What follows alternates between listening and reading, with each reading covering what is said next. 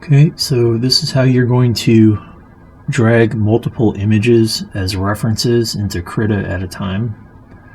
Now normally you would use the reference images tool here.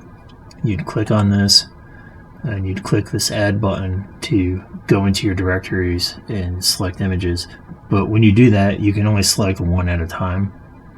To get around this, if you have multiple images that you know you want to bring in at a time, what you can do is go down to your Windows folder.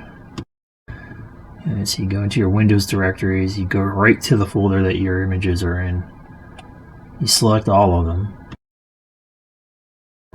And then you just drag them over. Now when you release that, you can see a prompt comes up, and you just want to select Insert as Reference Images.